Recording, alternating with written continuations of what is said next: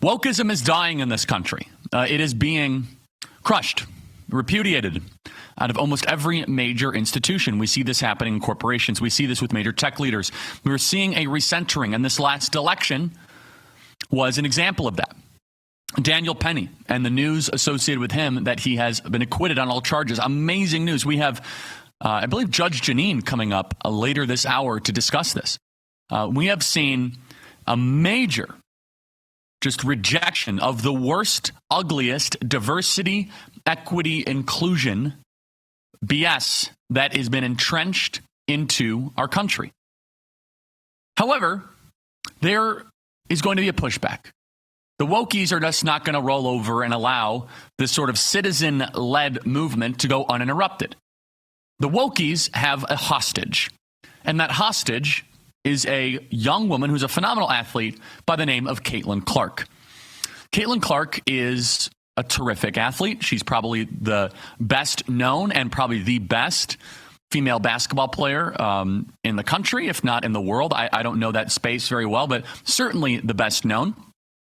And she won Time Magazine's Athlete of the Year. Now, I don't even think that was Female Athlete of the Year. I think she won Athlete of the Year, and very well deserved.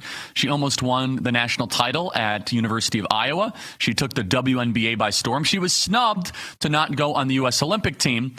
But Caitlin Clarke is new. She is green. She's been put into the center stage of the WNBA and still trying to navigate. Caitlin Clarke has a metaphorical woke DEI gun to her hand, to her head. She came out in response to this Time Magazine article and said just something very disappointing. I don't think she actually believes any of this. I don't think Caitlin Clarke has thought deeply about this. And maybe if she has, if she's saying the opposite, it's even worse. I don't think these are Caitlin Clarke's values. Instead, I think this is still a remnant of cultural pressure that shows the culture war is ongoing. Caitlin Clarke says, after winning Athlete of the Year for Time Magazine, quote, "I wanted to say I've earned every single thing, but as a white person, there is privilege. A lot of these players, those players in the league that have been really good, have been black players. This league has been kind of built on them. So, wait, what kind of privilege exactly do you have, Caitlin Clarke? What privilege do you have as a white WNBA basketball player that a black one has? In fact, you could argue that you've actually been mistreated because you are a white individual in the WNBA. A lot of players have been targeting Caitlin Clarke this last season." She says, "The more we appreciate that and highlight that and talk about that and continue to have brands and companies invest in those players that have made this league incredible. I think it's very important. I have to continue to try and change that. The more we can elevate black women, that's going to be a beautiful thing." But back in June, Clarke was unbothered by people using her name to push narratives. She said, quote, "It's not something I can control. I don't put too much thought and time into thinking about things like this. To be honest, I don't see a lot of it." She's doing the mandatory, sorry, I'm white BS.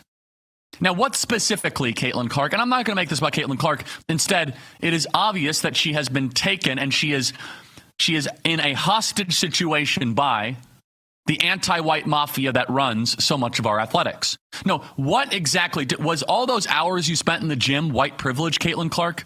Perfecting your objectively good jump shot? Making sure that you're in the best possible shape? What privilege do you have? In fact, it's kind of the opposite in the WNBA. It's really hard, actually, to become the best female basketball player as a white woman. It's an amazing accomplishment. And race is not something necessarily that we gravitate to. What she's doing is that she doesn't want to be bullied. And she's very bothered by not being accepted. She's bothered by people rolling their eyes at her, by people attacking her, by people criticizing her. She is very prone to that kind of criticism.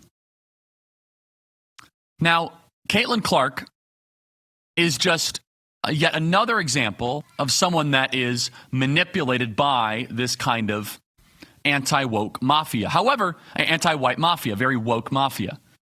I will say that this is a trend that is against the current trajectory. It's not even a trend. It's a movement against the current trajectory. This is the most popular player in WNBA history, and it's not even close. What Caitlin Clarke should have said is that this is a meritocracy. Honored to have it. I worked my tail off, and whoever gets this honor next, they deserve it. She could have just stayed neutral. And let's be very clear. The WNBA wasn't built on black women. It was subsidized by black men in the NBA until Caitlin Clarke came around. The WNBA was just a very unpopular league, and Caitlin Clarke made it exciting again. She has a magic to her athletic performance. It was largely irrelevant. But Caitlin Clarke is being surrounded by anti-white, black race politics, and she has to take the knee. This is her metaphorically taking the knee. And it's understandable. I mean, women are more likely to fall victim to societal pressure and groupthink. They're less likely to be disagreeable. That is why when we say America has become toxically feminine, it takes that masculine energy of one person to stand up against a stupid group criteria and say, this doesn't make any sense. I'm not going to go along with this. And so I'm not even criticizing Caitlin Clarke, because what should we expect out of her? She's 22 or 23 years old. She's part of a athletic organization that she's kind of a rookie at. It's a tough situation, but it goes to show that the wokies are not just going to roll over, that they're going to find targets and they're going to continue to try to piece them off one by one, to try and cipher them for their cause. They're trying to keep woke alive. And honestly, I don't even want to watch her play anymore. I'm not going to boycott it. It's just kind of has taken the wind out of the sails. It's just kind of like, okay, you're just like all the rest of them.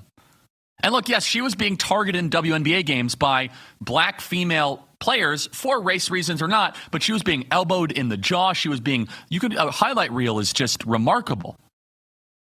Caitlin Clarke's final WNBA playoff game, 2.5 million viewers. The best game after Clarke was eliminated, 929,000 viewers. Ratings fell off a cliff when the rookie superstar was done for his season.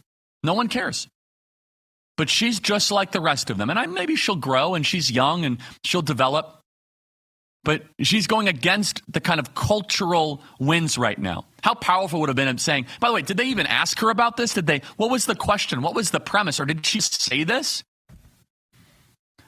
It's a disappointment, but it shows that the remnant of this cancerous and parasitic ideology is not going to go away.